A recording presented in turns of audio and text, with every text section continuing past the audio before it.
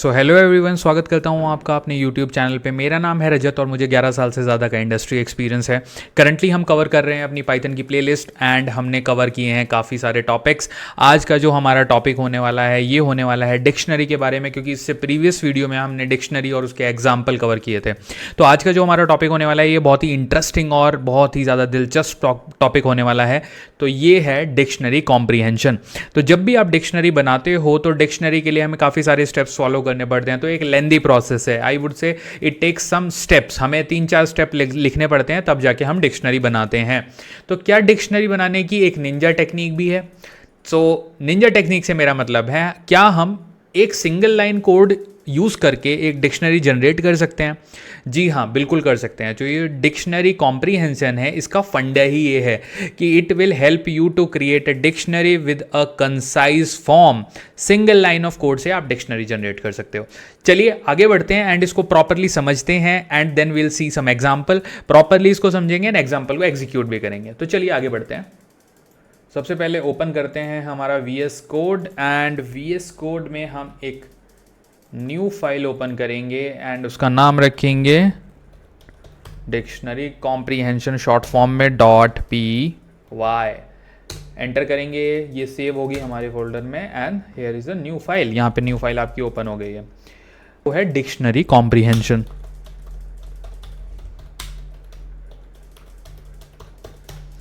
हाँ जी, तो इसको समझते हैं। तो basically it's a concise way to create dictionary. Concise से मेरा मतलब है कि बहुत ही मिनिमल कोड के साथ और आप डिक्शनरी यहां पर क्रिएट कर पाओगे। एंड बेसिकली इसमें हम क्या करते हैं, जो हमारा इटरेबल होता है, जो कि इटरेबल मतलब ऐसे आप लगाइए कि जिस वैल्यू के ऊपर आप इटरेशन करोगे तो उस वैल्यू को यूज करके एंड देन कंडीशन अप्लाई करके एंड देन हम डिक्शनरी जनरेट करते हैं। तो हम कह सकते हैं कि it uses iterable and then apply condition to create dictionary with a dynamic way। हाँ जी, तो ये हो गया हमारा पूरा बेसिकली डिक्शनरी कॉम्प्रीहेंशन के बारे में डिटेल्स। तो चलिए डिस्कस करते हैं अब टॉप 5 पॉइंटर्स, टॉप 5 थिंग्स जो कि हमें याद रखनी चाहिए अबाउट डिक्शनरी कॉम्प्रीहेंशन। ओके, तो उसमें जो हमारी नंबर 1 चीज है वो है इसका सिंटैक्स। सिंटैक्स क्या होता है? तो सिंटैक्स इसका इस तरह से डिफाइन करेंगे। हम यहां पर एंटर करता हूं एंड देन हम स्टार्ट करेंगे डिक्शनरी वाला हमारा ब्रैकेट। इसके अंदर हम देंगे key and colon and then value, then हम लगाएंगे फॉर लूप एंड देन हम देंगे वो आइटम जिसके ऊपर इटरेशन होगी इन इटरेबल। ओके, तो ये है हमारा syntax and this is a dynamic way. Number 2 जो पॉइंट होगा दैट इज रीडेबिलिटी। तो रीडेबल एंड कंसाइज। तो ऑब्वियसली जब आप अपने कोड को सिंगल लाइन में लिख दोगे तो आपके जो कोड की रीडेबिलिटी है वो बहुत ही एक्सट्रीमली इंप्रूव हो जाएगी। क्योंकि अगर एक कोड मेसी है और उसमें मल्टीपल लाइंस हैं तो उसको रीड करना किसी भी जो दूसरे डेवलपर हैं उनके लिए ये काफ़ी टफ हो सकता है। बट यहाँ पे जो आपका कोड है वो बहुत ही ज़्यादा रीडेबल फॉर्मेट में आता है और बहुत ही सिंपलिस्टिक वे में आप उसको डिफाइन कर लेते हो। थर्ड हमारी कंडीशन है कंडीशनल लॉजिक। कंडीशनल लॉजिक से मेरा मतलब क्या है कि इफ कंडीशन। तो यहां पे आप इफ कंडीशन का यूज करके फिल्टर लगा सकते हो। तो ये है हमारा third important point. Fourth point है हमारा ट्रांसफॉर्मिंग डेटा। ट्रांसफॉर्मिंग डेटा से मेरा क्या मतलब है, अगर कोई और लिस्ट है या फिर कोई और डिक्शनरी है तो उसको आप बेसिकली ट्रांसफॉर्म कर सकते हो एंड एक नई डिक्शनरी बना सकते हो with some new add on features and new some add on filters उसके ऊपर। ओके, तो ये बहुत ही अच्छा फीचर हमें प्रोवाइड करता है। एंड पांचवा एंड जो कि पूछा जाता है काफ़ी बार, वो है परफॉर्मेंस कैसे इंप्रूव होती है या डिक्रीज होती है। तो हम लिखेंगे परफॉर्मेंस। अब देखिए ऑब्वियसली ये जो ट्रेडिशनल वे है उससे मच फास्टर है। And when I say that, उससे मेरा मतलब क्या है कि जो ये वाला हमारा तरीका है comprehensive way to create a dictionary, ये मच मोर फास्टर है एक फॉर लूप से, जो कि बेसिकली एक ट्रेडिशनल वे में काम करता है डिक्शनरी के ऊपर। तो let's comment all these pointer. इन सारे पॉइंटर को मैं यहाँ पे कमेंट कर देता हूँ, इसको भी कमेंट करते हैं एंड देन हम यहाँ पे अपना एग्जाम्पल इंप्लीमेंट करेंगे। देखिए अब चलिए सबसे पहले हम यहाँ पे एक एग्जाम्पल के द्वारा समझते हैं कि मतलब ये काम किस फंडे के बेसिस पे किस तरह से काम करता है जो कॉम्प्री। तो लेट्स से मैं एक डिक्शनरी बनाता हूं जिसका नाम है स्क्वायर।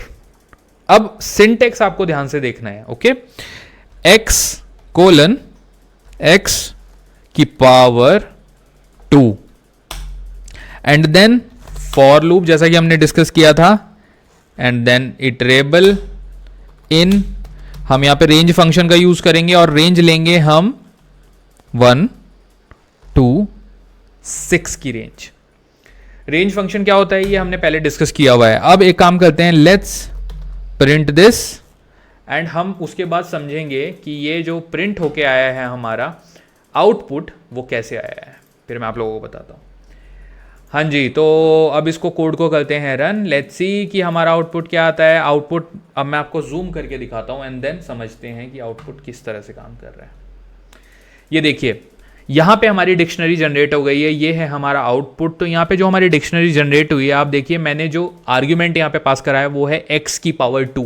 तो जो भी आप वैल्यू असाइन करोगे उसके साथ की तो हमारी वही रहने वाली है। तो x ये है हमारी की, ये है हमारी वैल्यू। अब रेंज फंक्शन जब मैंने दिया फॉर लूप लगा के, तो पहली वैल्यू आई हमारी 1 का आप अगर स्क्वायर करोगे तो दैट विल बी 1, इसलिए हमारी 1 एंड 1 आई है।